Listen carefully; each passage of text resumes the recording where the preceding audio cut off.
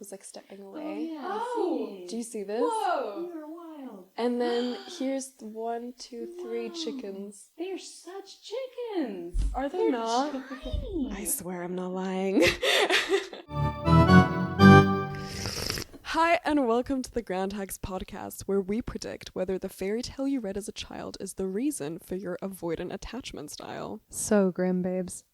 Dear listener, when you're on your little mental health walk, do you ever stop to ask the soil how it's doing? We are two hags who know a little something about listening to the grounds. We're the Groundhogs, and this is our coffee reading podcast where we talk to artists about what they do on the daily and also their deepest, darkest secrets. We're archiving the collective unconscious through our own bastardized version of the ancient art of coffee ground fortune telling. This podcast focuses on some interviews that we did with artists, but do not be fooled. It's part of the Groundhogs multiverse, aka our archive, which also includes plenty of strangers who we met in bars and festivals, In donut shops, at the airport, at the courthouse. you name it. You can find it on our website via the link in this episode's description, or you can just come to our next gig to find out what's brewing on your mind. We dare you.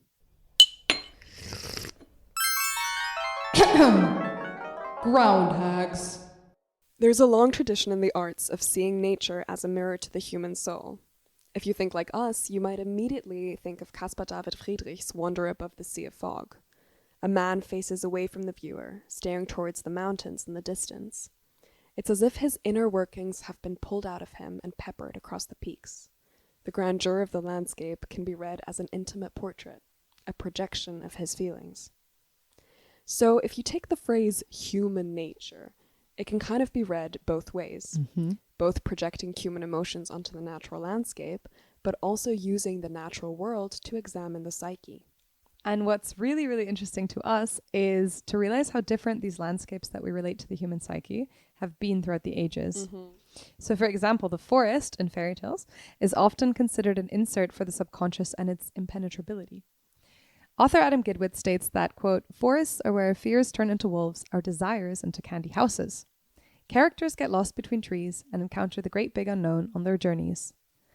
These psychoanalytic readings of fairy tales, like Bruno Bettelheim's, argue that as teaching devices, fairy tales rely on translating difficult emotions into physical pain or into sensory experiences. That makes them easier for a child to grasp because it's pulling on experiences that the child has already had. So the darkness of the forest is easier to understand for a child than the concept of the subconscious.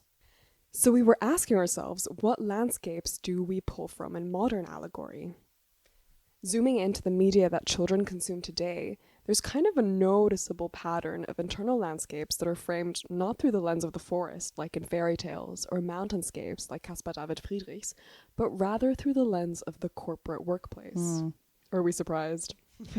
I don't know, think of Pixar films like Monsters, Inc., or perhaps most notably Inside Out, in which the emotions, joy, sadness, anger, disgust, and fear are literal corporate employees.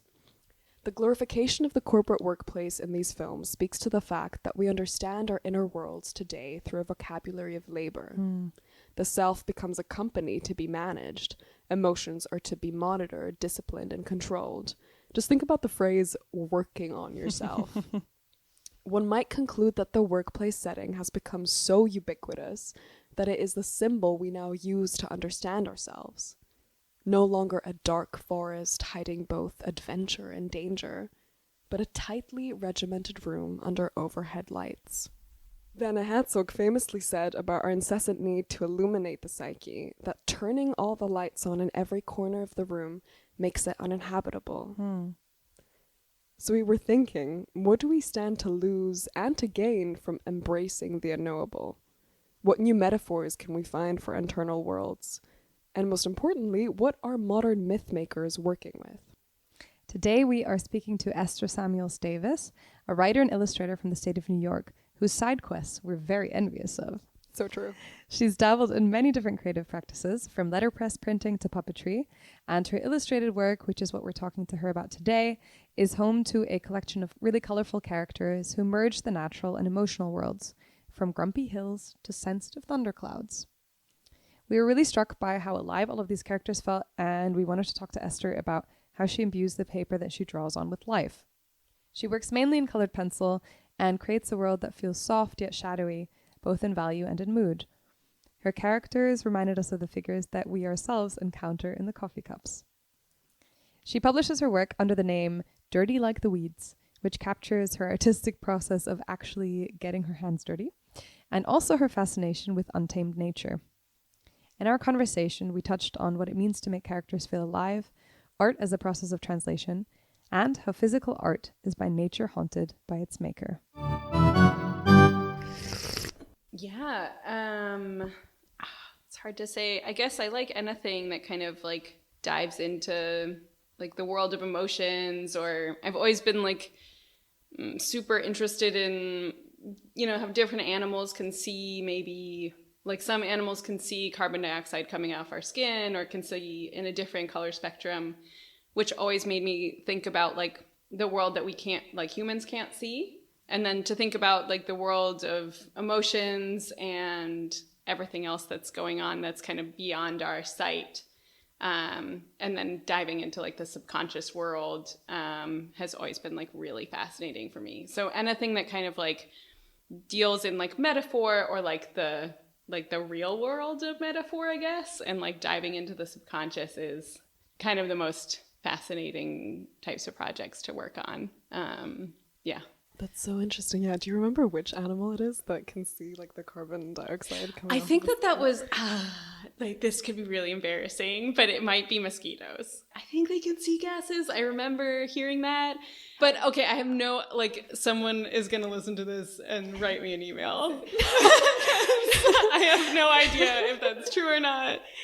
No, but that's so interesting because I feel like it's like bridging the fantastical and kind of what you were talking about, like the subconscious metaphor is like a different way of seeing the world with like just the realization that there is no one way of seeing the world that's like factual in any way, and there's so many different perspectives at once, and that's so fascinating. And it's really cool that you take that inspiration. Yeah, I mean it's what you're saying, this idea of like things we conceive of as magical but are actually real. They're just a different way of looking at reality. Yeah, which I think is like, I think when I was a kid I was like always searching for the magic in everything. I wasn't really maybe given the chance to believe in magical things as a child, because I was told like in like second child, like tooth fairy's not real, Santa's not real, from the get-go. And from the get-go, it's like no chance, and like don't tell your friends, they all believe in this cool thing, you don't get to believe in it. And so I think I was like always striving to like believe in this magical world, and I wanted to like believe in fairies like so bad, but I like kind of couldn't in my like soul of soul. I was like kind of just searching for this like world of magic, and then like you grow up and you're like, oh no, everything it kind of is like magical and crazy, and there's all this stuff that we don't know, and like We were talking earlier, even on your website, the way that you display your work, you've got a whole character section. I feel like there's a lot of figures that kind of crop up, and they're all very, it's like figures that you feel like they have like a very strong aura, I guess, about them, but they feel very natural. They don't feel like contrived. Where do they come from? Do you kind of start drawing and they just sort of jump out of the page, or is it you see something in real life and it turns into something? I guess both, because like of course, like I think my drawing style is like very influenced by like Brian Froud, who did this book called Fairies. That was my like Bible growing up.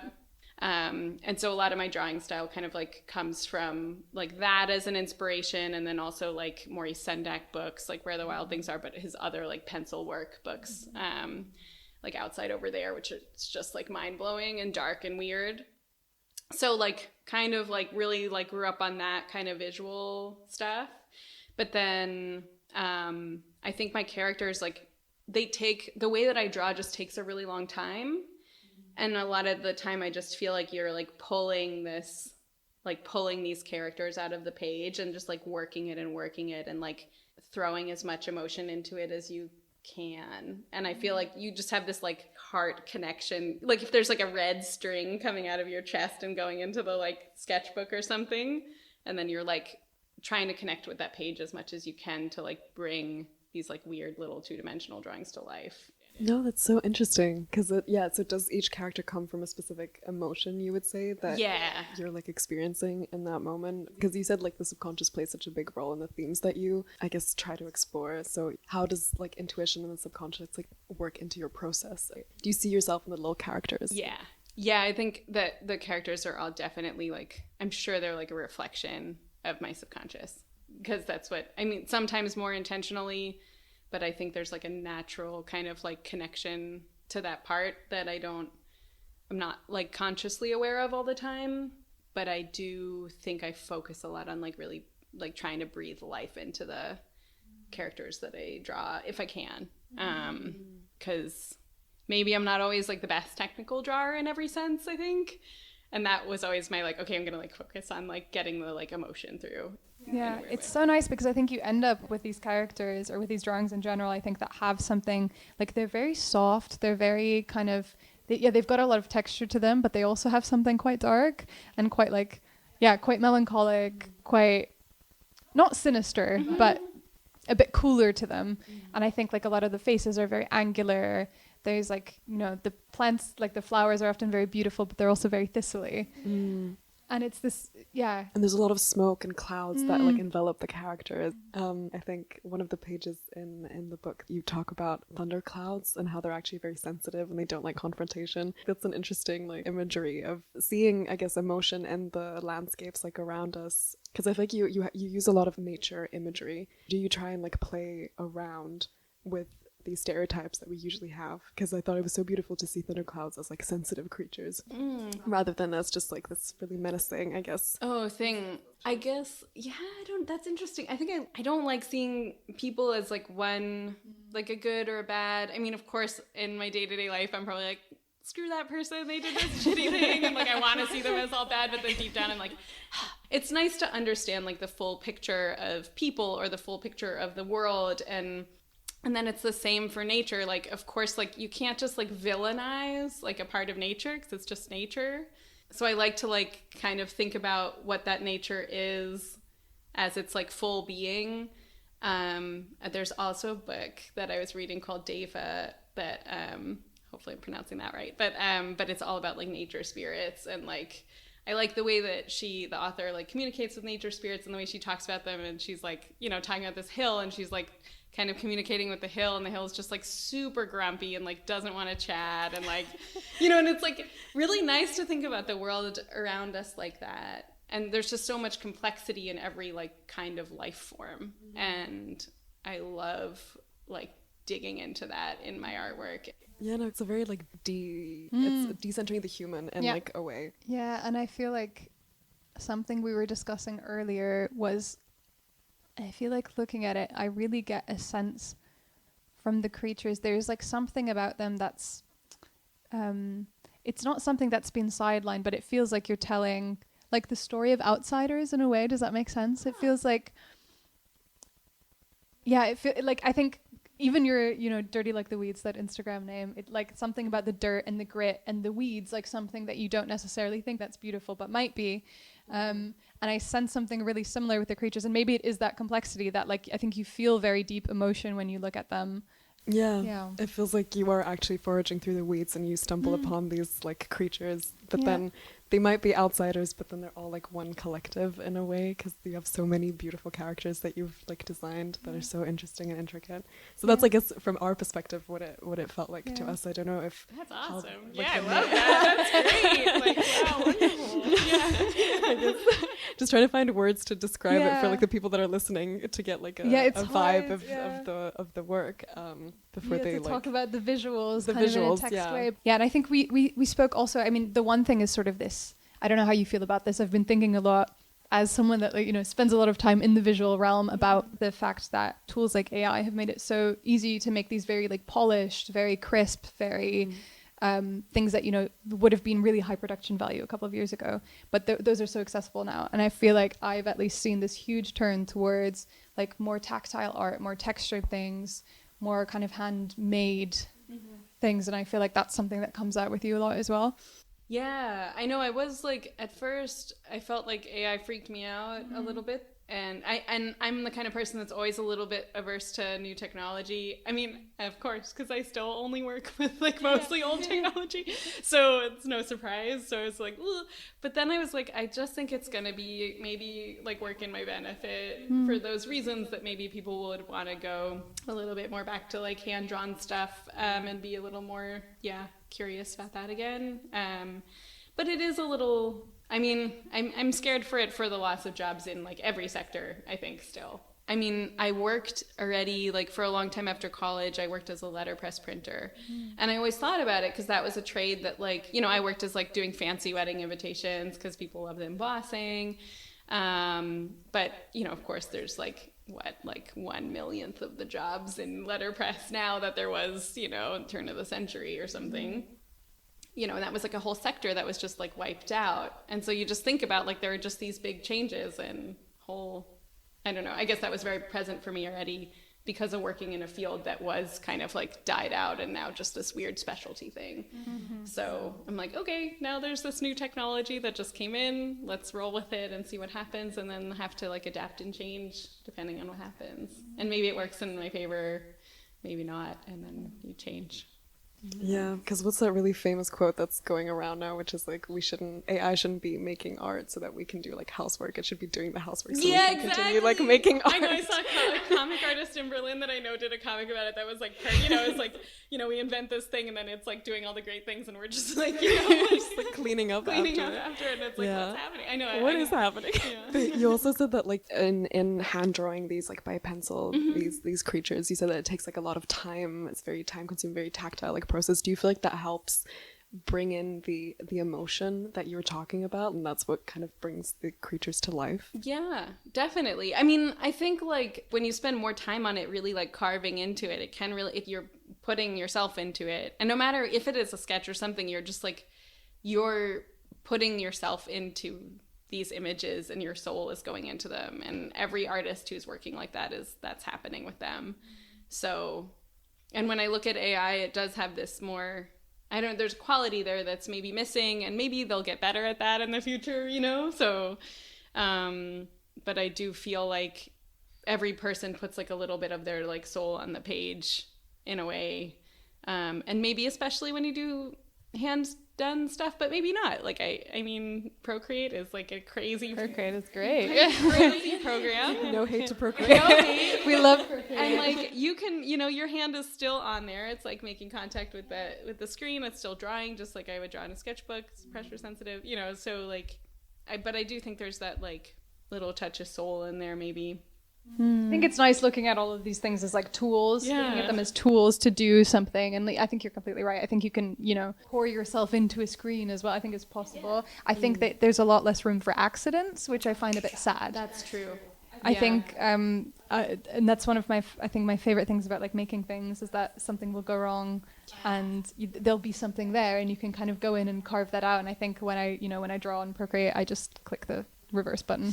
You're so right. Do you ever do it where you try to go back on a real drawing? I do that now. Oh, you do that? Yeah.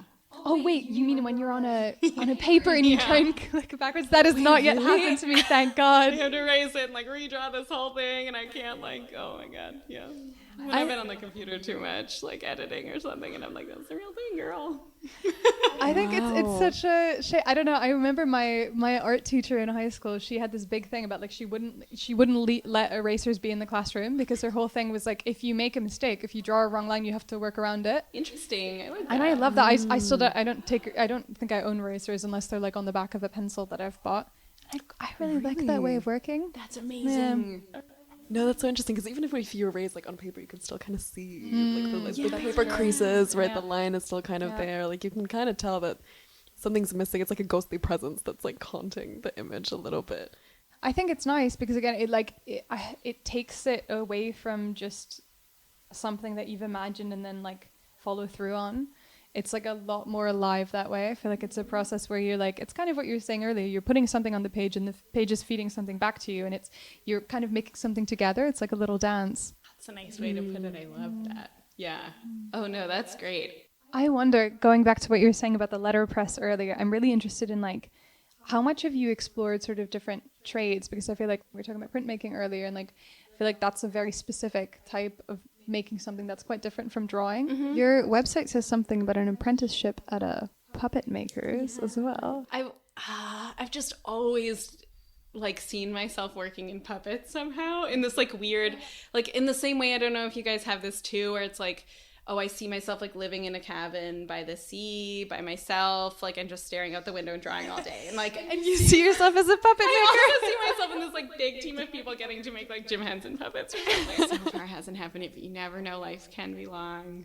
Oh, absolutely. Career changes can happen. And I did an internship. I like periodically look into this. And I did an internship with someone here for a while actually. And we built puppets for this Picasso show he was having. And it was really wonderful. So were you making the puppets as well?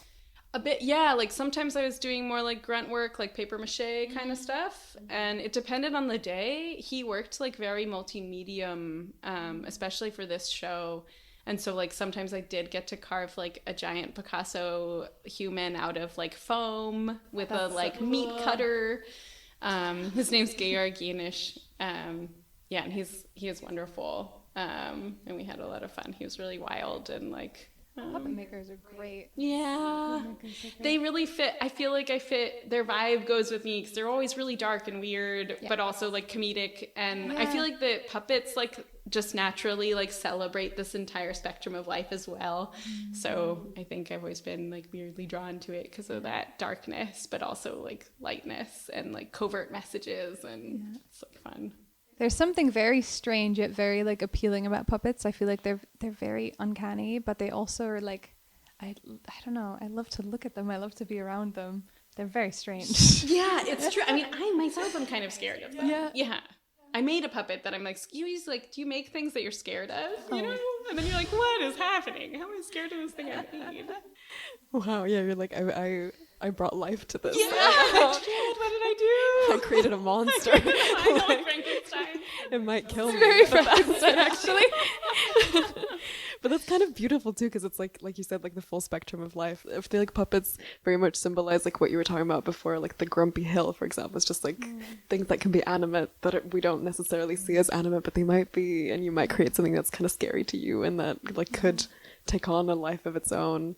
And also for Picasso, like what we were talking about, I remember like my art teacher she would like show us these films that he made where he just kept the camera rolling and it was like the same canvas and you just kept changing it, and it wasn't even, I think, making a mistake. It was just like he would draw one thing and then completely transform it and draw the next painting on top of the same painting, and it would just constantly evolve. And it felt very much like, I guess, not like a puppet because it's not three-dimensional, but it's as if it was like a two-dimensional painting that has so many secrets behind its layers. When that also, I guess, animates it in a different way because it just has an internal life and it doesn't like show outside. I don't know why, I can't like say why he did that specifically, but I just remember these films. That's so cool. Interesting, because that to me has something like very obsessive. I feel like the only time I paint over something is like if I really don't like what I've done and I feel like I need to start completely from scratch. But if he was doing it on purpose, it's like he's hiding something. There's like something hiding behind the walls of paint. I guess. Yeah. We maybe for context, we met you at the Tiny Zine Fair. Oh my god, that's so true. I forgot. So I feel like in my head, I associate you with small things. And I was saying earlier, I was like, oh, I'm shocked because you've written these, like longer books. And for some reason in my head, because I have you made this little ladybug zine that I have, which is, it brings me so much joy. It's tiny. It's there's like half a thumb long probably. Is that the tiniest zine you've made, or have you gone That tinier? is the tiniest. I do work very small. So I was really excited when the Tiny Zine Fest came to town. The event of the century. It really It was honestly is. Oh my god, best idea. The people who made it just did like a wonderful job organizing it. But yeah, I do work. My drawings are very, very small, typically. And you make a lot of like smaller zines and stuff as well, right? And shorter form things. Yeah, I make a lot of small stuff. How come? Is it fun?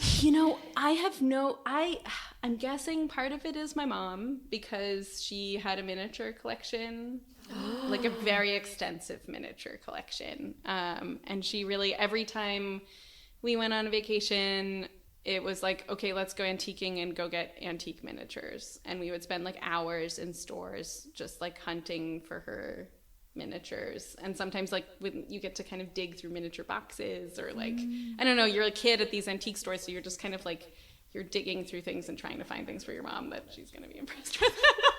Or be like, oh, this is a cool, good find. And you're like, yes, I did. But so it's just kind of like grew up like surrounded by her miniatures and her extensive children's book collection as well. So I think the two probably like, so I was always obsessed with like tiny things, and also like something about having these like tiny amulets that you can take everywhere. And I think like tiny art to me is like, oh, you can have this like secret tiny book that you can pull out and read when you're bored, and like, or like these secret, like the feel good gods, like the card deck that you talked about.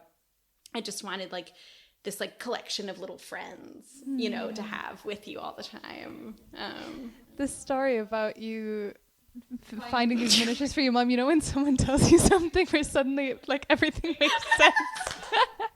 I feel like it's the tininess, it's like the collection of things, it's like the little characters. I feel like it's really... And I'm obsessed because I share this like fascination for miniature things. I will be giving you a miniature Tic Tac box. Oh my god, I saw those on the fridge. I'm obsessed. So cool. So I understand. But I was wondering, because your name Dirty Like the Weeds, I guess has like the similar imagery of like foraging in the weeds. Like you were talking about in the antique stores and stuff. Well, how did that name come about, or what does that like name mean to you? Oh, yeah, it is like, I always used to do these like drawings that were just like totally bonkers, and then I would come up with titles that were like equally as bonkers, and coming up with the titles was like just as fun as like making the drawing, you know. And I'd made this drawing, and it was called Behind Our Houses Our Nails Grew Long and Dirty Like the Weeds. But I kind of like, I don't know why, I kind of chopped the title up a bit, and I was like, oh, Dirty Like the Weeds, and then I was like, oh my god, that's perfect. And it was just like, because you can be like dirty like sexy times dirty. But then I was like, no, the kind of dirty I am is like the weeds kind of dirty. And then like weeds are like just the best. I love it. I was also just wondering, as like one last question that I had, if moving to like Berlin, if that kind of influenced the imagery at all, because you like love like nature-based imagery, right? Mm-hmm. So do you go out to forage in the landscapes to kind of find nature that inspires you, or has the city, I guess, inspired you in different ways? Oh, yeah, that's interesting. I do feel like when I'm stuck a lot, I'll go on and I go out, then I get better. If I can find like a bit of nature, then like I get unstuck. And I don't know if that's the movement, or I think I do a little bit need that connection. But my artwork did like completely get turned on its head when I moved here. It's wild. Like I used to be more like almost all black and white and a lot harsher. And I think I was like obsessed with all this like kind of Bauhaus, like kind of all these other styles kind of flooded my brain, and then I kind of had to like weed through them and figure out who I wanted to be again, which will probably change again, I'm sure, but like but it definitely impacted my style in a way that I'm like really excited. I was like very excited about it, and I don't know what my work would have looked like if I'd stayed in Oakland. I'm not sure. And like learning German kind of like learning a language, I think, builds new pathways in your brain, and it definitely changed the way I drew, and I got more confident in drawing a little bit more as well, because I think, I don't know, there's something about the language stuff that was really cool. Well, that makes sense to me, because I think I often think of drawing as like a kind of translation. It's like you have to find a new, I guess, like a visual language for something that you're thinking, maybe in words, maybe not. And to me, it's always been very similar, actually, to like a linguistic, I guess, as someone who grew up speaking two languages, that kind of like transformation as well. I know this is also really interesting because it's just like an intuitive process, and it's so interesting to just see like your art reflecting like changes back in you that you wouldn't even necessarily realize otherwise. That's such a fascinating thing to me, to see like how language influences or like changes your art style. But you said that you feel like German, even though it's like stereotyped as quite a harsh language, has made your style softer. Yeah, maybe. Maybe actually.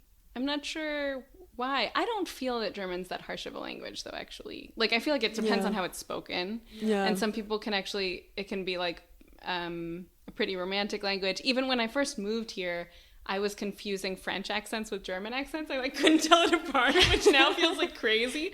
But I mean, it was really disorienting moving here and hearing so many different accents. You just don't hear that as much. At least I didn't hear that in the US as much. So it's like kind of, but yeah, I think that's a testament to actually not being like incredibly harsh. Yeah, there's like such a soft side to it. I agree. I think agree, German gets yeah. a bad rap. Yeah. And I think there's so much like, I think it can sound very angry. Yeah. But I also think there's so much like really beautiful poetry and very, very soft things also written in German. Yeah. Yeah, that's really interesting. I Yeah. love that. On that Cool. note, shall we Let's bring out the coffee. bring out the coffee?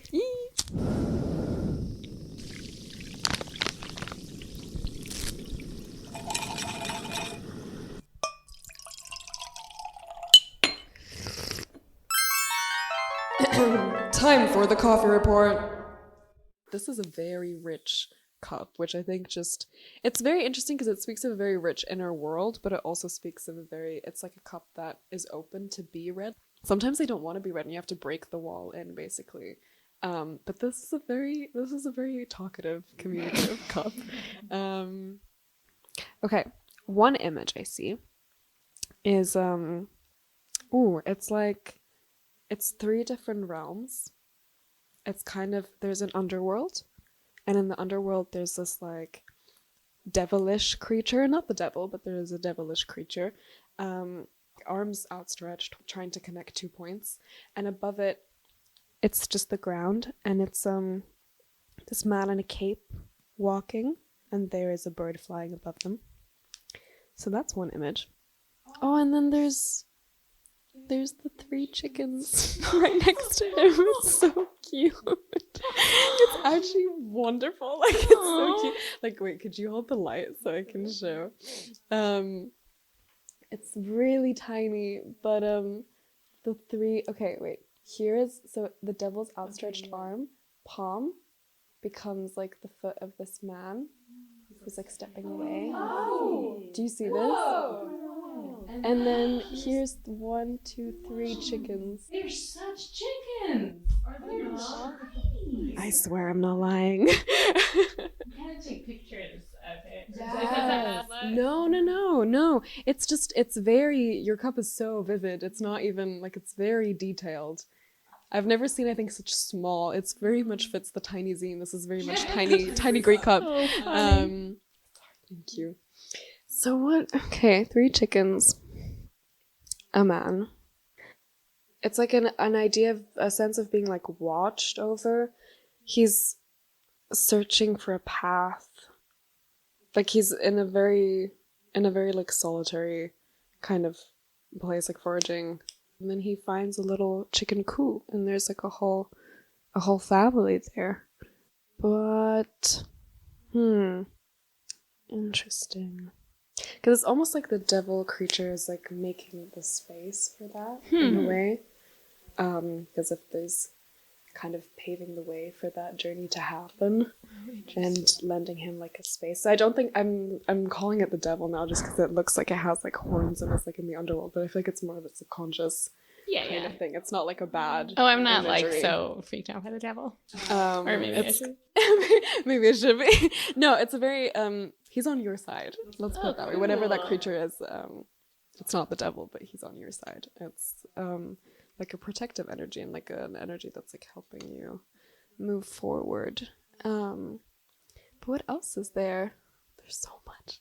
There's a lot of flying angels as well, and the imagery. And there's some I see some praying. I'm seeing some Christian imagery. That's interesting. I'm like obsessed with Christian imagery, even though I'm not Jewish. But also, like my altar. Yeah, but I've always been obsessed with stories of like Eden, and the next story I want to write is all about the snake who got banished from Eden, that's funny. Yeah, and I'm obsessed with like angel-y stuff as well a little bit. Not obsessed with, but interested in. Because I was gonna say, I was worried that I was projecting because I was like, no, not maybe at all. this is well, like I mean, me. maybe you are, but I was we like, have that in common. Maybe, because I was like, it can't be. I was like, this doesn't fit the vibe of like, I was like Christian imagery. Okay, interesting. So that makes sense then. I don't know anything about the Bible. I'm just like vaguely obsessed with it. The visuals are The visuals of it, yeah. And like it as a story that's like narrated kind of in the background of all of our lives for a couple thousand years. It's just wild. But there's this part that's like slightly hidden, which is interesting because it's almost like the opposite of like the subworld creature part. So it's like really drawing attention, like a spotlight on the journey of this man and slightly younger woman and the bird that's flying over them until they find the chicken coop nest. But before that, it's just them two meeting right here. It's these two figures meeting. And it's very interesting because here it's just like the cup is very much like, this normally hides things. The rim of the coffee that's like still sitting on the cup normally hides things, but here it's very much spotlighting things. So it's like kind of a story. So it's like these two figures meet, and maybe it's very much like traveling to an unknown place. But then it's the chicken coop family, with the two figures again here on the edge. They're so clear, this like the two, that's crazy. It speaks of a journey that two people go on that is subconscious, but that's also visceral. So it's both like emotional and it's both like physical. And they're not like alone on this journey. It's kind of a very fateful, important life event. And it ends up, they end up in a little chicken coop family situation, which is very cute. So it seems like they find a new home where they're observing these three chickens, and it's the two ones that are like facing each other, and the center one has like a little crescent moon on top of it, like floating on top of it. So it almost feels like they're stumbling upon like a miracle in a way. I don't really know. It's it's very positive. That's what I can say. And then here though, the part that it's kind of hidden on this end, it's like a big cloud. So I think it's almost, maybe it's the same fateful two people that like this cup is kind of chronicling the journey of. But it seems as if this guy has like a really long like underbelly, like an almost really long like coat cape thing that's going off to the side, and then she has the same like on the top, like with her hair that's like there's a lot of weight in it, as if it's like the sea is her hair, but it's like a cloud of waves. It has like a lot of weight, but it's very ethereal at the same time. So it's like this juxtaposition. I don't really know, but they almost seem like opposites, but very like compatible in a way. That's a very powerful meeting. Oh, and it's replicated over here. Here they are again facing each other, these two figures, and it's like at the same level. Like all this imagery like continues, and then these two figures pop up again, and something else happens, and then. But here they are, more on one level with each other. They both have the same two long capes, and there's like one big cloud over their heads. That's almost like the dialogue that they're speaking, if that makes sense. And then it fills up, and it becomes very weighted on one side. Yeah. And very like stormy and cloudy, and then suddenly it's it's just like this dot above them, and then they go on this journey. And it's almost like, it's interesting because it's like the devilly creature is clearing the pathway on the bottom, and the bird is clearing the pathway on the top.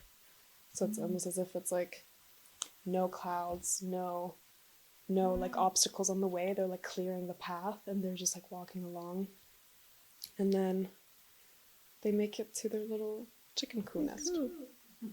That's so cute. Yeah, that's cool. So that's just the rim of the cup, and there's so much more going on like below it. It's very, it's a very, very beautiful cup. So much detail. Wow. Where are the little angels? The little angels are here. There's a figure praying, kind of. And there's like little sparks of, it's almost like trees that are growing from this prayer. It's 1, 2, 3 trees. Whoa. And the figure is like looking up at the trees in like this prayer motion. So that's one. And then here it's right next to it, it's some flying angels that I see. So it's like, I guess the wishes of the, because if you think about it, like an angel with the wings, it's kind of tree-like. Yeah. Wings are a bit like branches, Yeah, I think, for angels. Totally. So it almost feels like these wishes are being set free in a way. And this is all happening, yeah, I feel like this is all tying back to these, like, this journey of these two people. Because it's all happening, like, below, and then that's the main thing that's kind of happening at the edge of the cup. So it's a very fateful kind of meeting. And one that, has a lot of history, a lot of, like, lore. Whoa, that's wild. Like, maybe lifetimes before. But then here, under this big cloud of hair, there's something else. Maybe the last thing that I'm going to spotlight, because there's so much. But this is the first time that I'm like, I don't really know what this is. It has something tree and mouse-like at the same time. And that feels like a juxtaposition. So I'm like, decide. What is this? It feels like a tree and a mouse. But I can't really explain why. And a mouse. What is this? Yes. That's so interesting. It's like specifically a Christmas tree. And then like one of the, it has like an abnormal branch that's like growing from the bottom up. That doesn't usually happen because the shape is quite precise otherwise. But then there's like this one abnormal branch, as if the tree has like a mouse tail that's just there extra. Cool. Yeah, me too. Cool. I was like, oh, new drawing. Cool, thanks. This would be great for inspiration. I know, I get to take pictures of all that. Yeah, and it's and then it's the mouse tail, but then there's an extra little another mouse coming out of the tail, like sitting on top of it. Yeah. The three trees that I was talking about before with the praying motion, the next imagery is kind of this angel blowing at these three like lily pads. That's what they're called. So it's like it's like the three is quite important because it's the three chickens as well. It's like three, I think, specific wishes. But then the mouse Yeah, like what's happening? It's so strange because the tree also looks like a mouse from above. So if the tree was like laying down horizontally and you were to take a picture above, it kind of has like the shape of a mouse, at least in this imagery it does. So I've never seen this tree mouse conflation. I've never thought about this before. But it's like looking at the world like from above, like from a map perspective, like what you were talking about before, where like up close life is like the perspective can be very different than when you look at it from above, and so you could confuse like a tree with a mouse while at the same time it's both, like in a very like literal physical sense.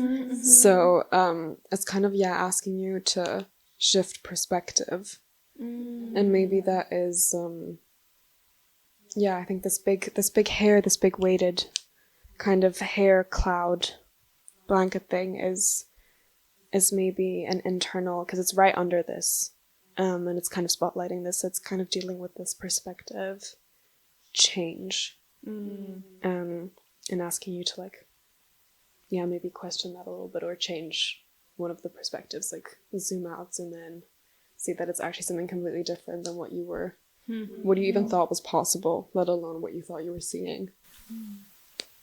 And to believe in the impossible, I guess, because it's very much, there's wishes here, there's praying, there's, it's a lot about, like, a belief, and something that, you might not even think is possible, but you're going on a journey and it will come your way. It's a very positive cup. That's great. Yeah.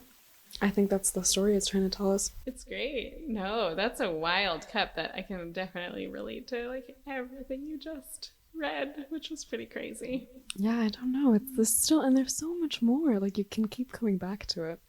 But we definitely need to take pictures of this. Yeah, I definitely want to take. Also, like they're so actually deep. Like it looks exactly like the image. I'm like kind of blown away. But the figures I'm a bit shocked by because those are it's so clearly figures repeating. It's so clearly, yes. It's very much like telling like a life story. This could be like a biography. Yeah, that is almost, like pretty like, crazy. I mean, I can put my own story onto it very easily, but I mean, it's pretty crazy. Especially with the threes, because I was born on the 3rd, and my name means, like, if you rearrange the letters in my name, it's spells threes. And And then that's my number in like numerology, because it's like if you add up all the numbers, and it just comes up constantly. So it's like funny that you're like 3 is all over the place, and I was like fucking 3, man, so funny. But So strange. yeah, so that was funny. Yeah. Wow. I have to. That's totally, yeah. Yeah, that's pretty wild. I feel like it deals a lot with some issues that I'm dealing with, or not issues, but like decisions I'm trying to think about a lot right now. So it's kind of, but it's like perfect imagery for it. So it's pretty crazy. Well, I'm happy it resonated. I'm happy Yeah. like the story like made sense to you. I know. Yeah, thank thank you you. both. This was so much fun. I'm like super honored to get to do this. It's just been the best time.